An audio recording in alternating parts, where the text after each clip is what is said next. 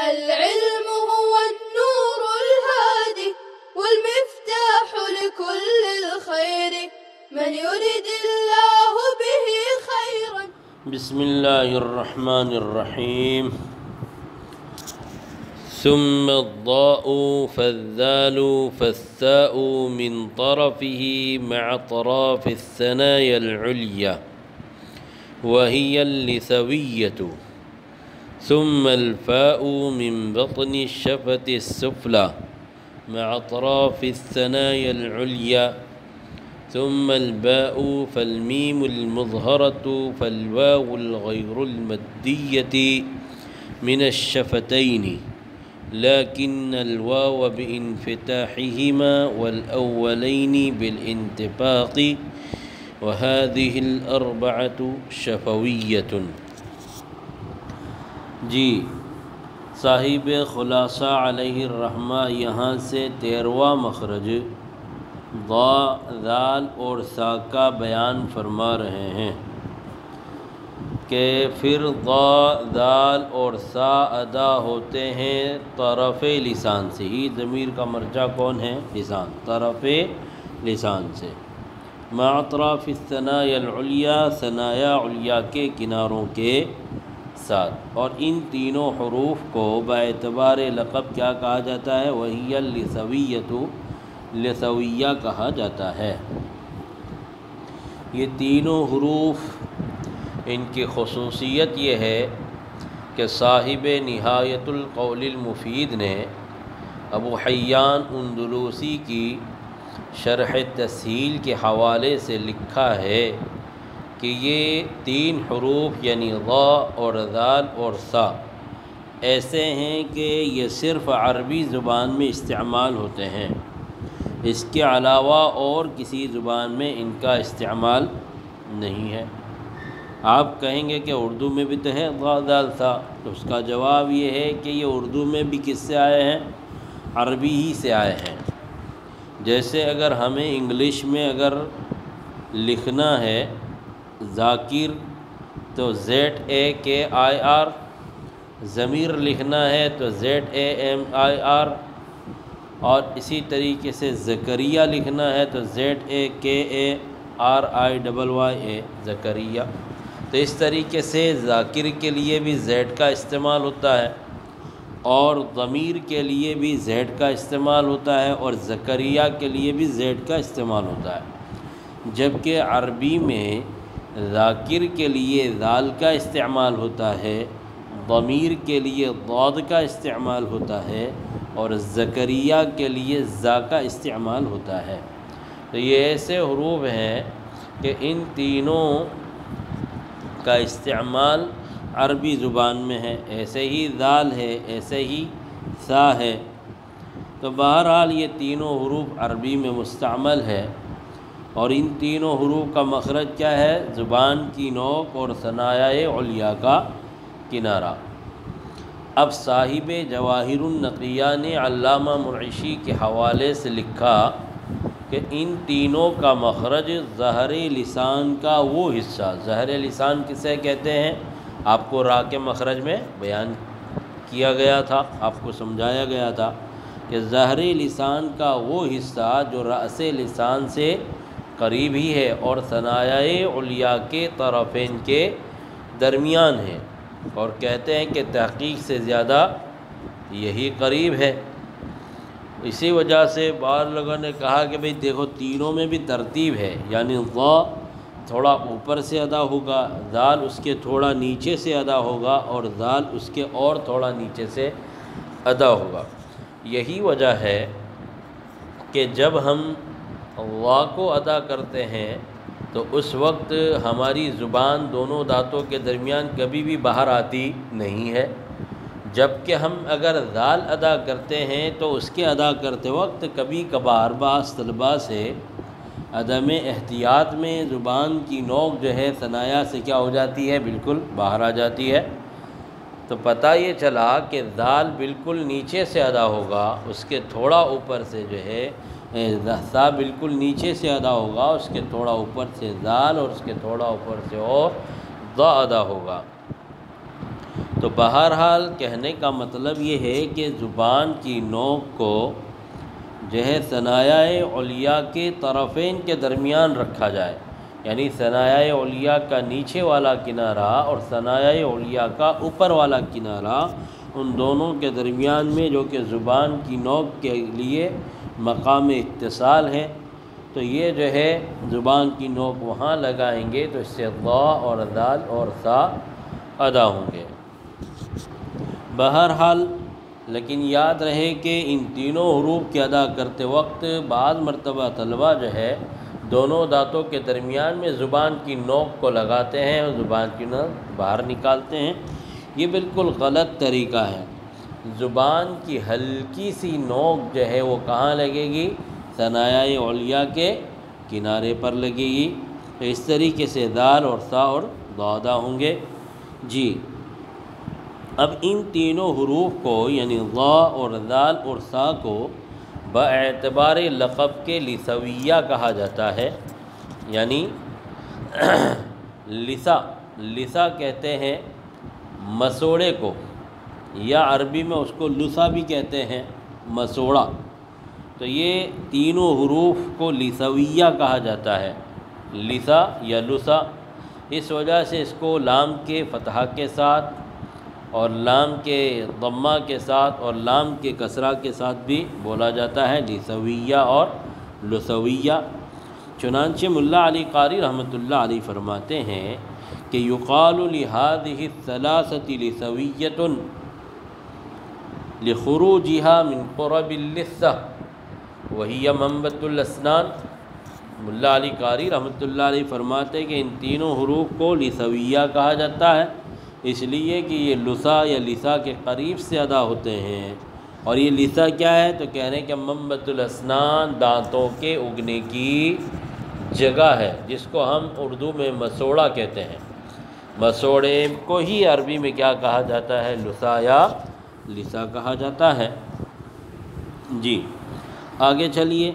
ثم الفاء من بطن الشفة السفلی عبارت ہو گئی، اب ترجمہ سمجھے۔ پھر فا ادا ہوتا ہے نیچے کے ہونٹ کے اندرونی سے ثنایا علیاء کے کناروں کے ساتھ، پھر با، پھر میم مظہرہ، پھر واو غیر مدہ ادا ہوتے ہیں شفتین سے، لیکن واو ادا ہوتا ہے دونوں ہونٹوں کے کھلنے سے، بانفتاحہما، ہما ضمیر کا مرجع کون ہے؟ شفتین ہیں، لیکن واو ادا ہوتا ہے دونوں ہونٹوں کے کھلنے سے۔ والاولین بالانطباق، اور پہلے دو وہ کیا ادا ہوتے ہیں؟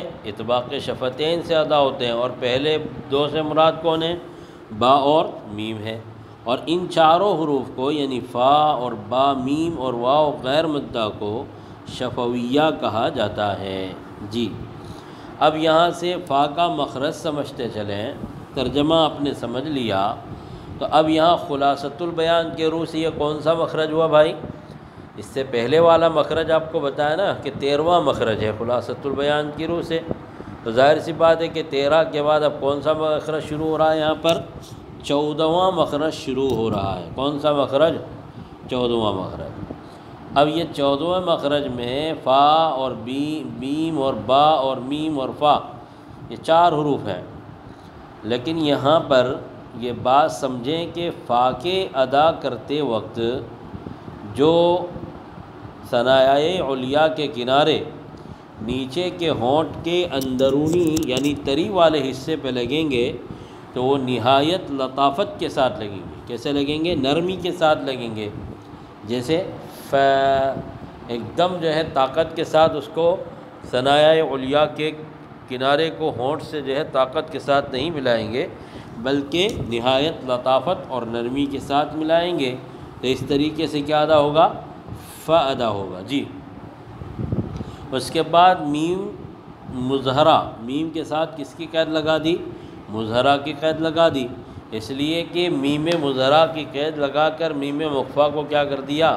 خارج کر دیا، اس لیے کہ میم مخفا جو ہے وہ حروف فرعیہ میں سے ہے، اور جو ہے یہاں صاحب کتاب کس کے مخارج بیان کرے؟ حروف اصلیہ کے، اس لیے کہ میم مخفا کا مخرج تو کیا ہے؟ مقدر ہے، غیر معین ہے، اور عمل مقدر سے صاحب کتاب ان حروف غنہ کا مخرج آگے اخیر میں بیان کریں گے۔ جی، تو میم مظہرہ کی قید لگا کر مخفا کو خارج کر دیا، اس لیے کہ میم مخفا حروف فرعیہ کے قبیل سے ہے۔ اس کے بعد کہا کہ واو غیر مدہ، واو کے ساتھ غیر مدہ کی قید لگائی، غیر مدہ کی قید لگا کر مدہ کو کیا کر دیا؟ خارج کر دیا۔ تو اب یہ سمجھے کہ واو کی اولاً دو قسمیں ہیں، واو مدہ اور واو غیر مدہ۔ پھر واو غیر مدہ کی کتنی قسمیں؟ دو قسمیں ہیں، یعنی واو متحرک اور واو لین۔ تو واو غیر مدہ میں جو دو واو ہے، یعنی واو متحرک اور واو لین، ان دونوں کا مخرج کیا ہے؟ شفتین ہے۔ جی، واو غیر مدہ شفتین سے ادا ہوتے ہیں، لیکن واو دونوں ہونٹوں کے کھلے رہنے سے ادا ہوگا، اور پہلے دو یعنی با اور میم اطباق شفتین سے ادا ہوں گے۔ تو یہاں پر واو کے ساتھ غیر مدہ کی قید لگا کر مدہ کو خارج کر دیا، اس لیے کہ حروف مدہ کا مخرج کیا ہے؟ جوف ہے، جو کہ کیا ہے؟ مقدر ہے، غیر معین ہے، اور اس کو آخر میں بیان کریں گے صاحب کتاب علیہ الرحمہ۔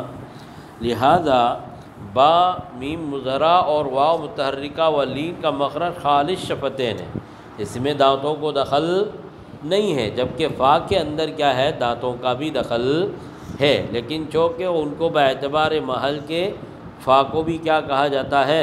شفویہ کہا جاتا ہے۔ جی، لیکن اب یہاں پر تینوں کا مخرج صاحب کتاب نے ایک بیان کیا ہے، لیکن تینوں میں فرق بھی بیان کر رہے ہیں۔ کیا بیان کیا؟ کہ واو ادا ہوگا دونوں ہونٹوں کے کھلے رہنے سے، یعنی کیا مطلب؟ دونوں ہونٹوں کے کھلے رہنے کا مطلب یہ ہے کہ واو کے ادا کرتے وقت آزو بازو والے کنارے مل جائیں گے، اور درمیان کا حصہ کیا رہے گا؟ کھلا رہے گا، اور اتنا کھلا رہے گا کہ جس میں جو ہے ایک قلم کیا ہو جائے؟ داخل ہو جائے، اس طریقے سے فرجہ، دونوں کے درمیان میں فرجہ، اور اس طریقے سے واو کو ادا کیا جائے گا۔ بعض مرتبہ ایسا ہوتا ہے کہ واو متحرک کو اور خاص طور پر واو مکسور کو بعض لوگ جو ہے فا کے مخرج سے ادا کرتے ہیں، یہ ہماری ایک بہت بڑی غلطی اور بھول ہے۔ یعنی یوں پڑھتے ہیں او الوالدین والاقربین، تو او کے واو کو بھی فا کے مخرج سے، والدین کے واو کو بھی فا کے مخرج سے، اور اسی طریقے سے والاقربین کے واو کو بھی فا کے مخرج سے ادا کریں گے۔ تو ظاہر سی بات ہے کہ یہ واو کا مخرج نہیں ہے، بلکہ یہ تو فا کا مخرج ہے، اور واو کا مخرج کیا؟ دونوں ہونٹوں کا آپس میں جو ہے آزو بازو والے کنارے مل جائیں گے، اور درمیان کا حصہ کھلا رہے گا۔ اس طریقے سے واو متحرک کو اور واو لین کو ادا کیا جائے گا۔ اویل اویل والدین ول یعنی دونوں ہونٹوں کو گول کر کے۔ جی، تو واو غیر مدہ شفتین سے ادا ہوں گے، لیکن واو انفتاح شفتین سے ادا ہوگا۔ انفتاح شفتین کا مطلب سمجھ میں آیا کہ آزو بازو والے کنارے مل جائیں گے، اور درمیان کے حصے میں خلا اور فرجہ رہے گا، جس سے واو ادا ہوگا۔ آگے فرمایا کہ والاولین بالانطباقی، اور پہلے دو یعنی با اور میم جو ہے کس سے ادا ہوں گے؟ اطباق شفتین سے۔ با اور میم میں اطباق شفتین ہوگا، لیکن اس میں بھی فرق ہے کہ با کے ادا کرتے وقت دونوں ہونٹوں کے تری والے حصے ملیں گے، اور ظاہر سی بات ہے کہ جو چیز تری والی ہوتی ہے وہ آپس میں کیسے ملتی ہے؟ مضبوط ملتی ہے۔ جیسے ہم لفافہ چپکاتے ہیں تو اس میں کیا لگاتے ہیں؟ گوند کی تری لگاتے ہیں، تو لفافہ کیا ہوتا ہے؟ مضبوط چپک جاتا ہے، جبکہ اگر ہم سوکھا سوکھا چپکائیں گے تو وہ چپکے گا نہیں، مضبوطی نہیں رہے گی۔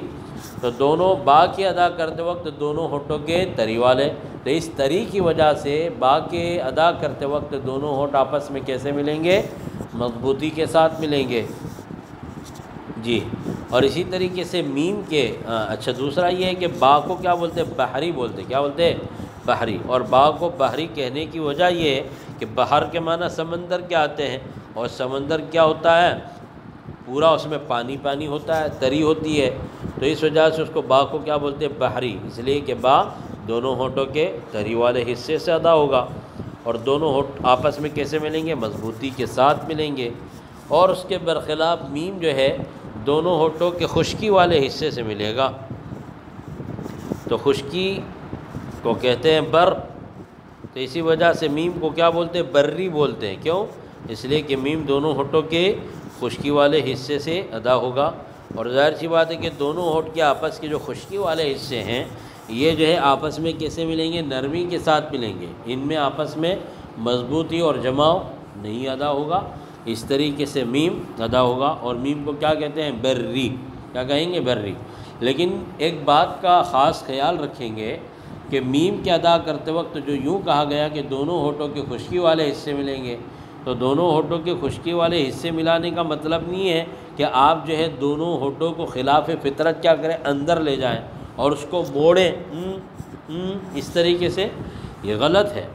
تو اس طریقے سے جو ہے دونوں ہونٹوں کے خشکی والے کا مطلب یہ ہے کہ وہ ادا تو ہوں گے تری کے قریب والے حصے سے ہی، لیکن جو خشکی کی جانب کیا ہے؟ مائل ہے، شفتین کے وہ حصے جو خشکی کی طرف مائل ہے اس سے ادا ہوں گے۔ جی، تو اس طریقے سے با اور میم اور واو اور فا ادا ہوں گے۔ جی،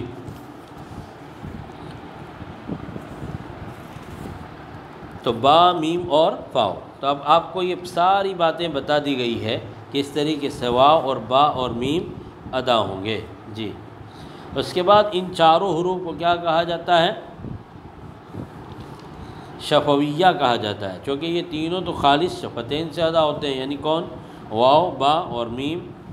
اور اسی طریقے سے ان میں معمولی فرق یہ ہے کہ یعنی فا میں دانتوں کا بھی دخل ہے، مگر غیر معمولی اشتراک کے پیش نظر ان کا مخرج ایک گنا جاتا ہے، اور فا شفت سفلی کی مدد سے ادا ہوتی ہے کہ بھئی جب ہم فا کو ادا کریں گے تو دانت کو بھی اگرچہ دخل ہے لیکن اس میں مدد کس کی لی جاتی ہے؟ شفت کی لی جاتی ہے۔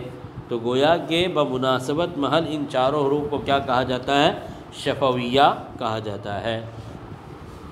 جی، اس کے بعد ام الجوف سے اگلا سبق ہمارا انشاءاللہ آئندہ شروع ہوگا۔ السلام علیکم ورحمۃ اللہ وبرکاتہ۔ السلام عليكم، لا تنسوا الاعجاب بالفيديو والاشتراك في القناة تشجيعا لنا لنستمر بنشر المزيد إن شاء الله.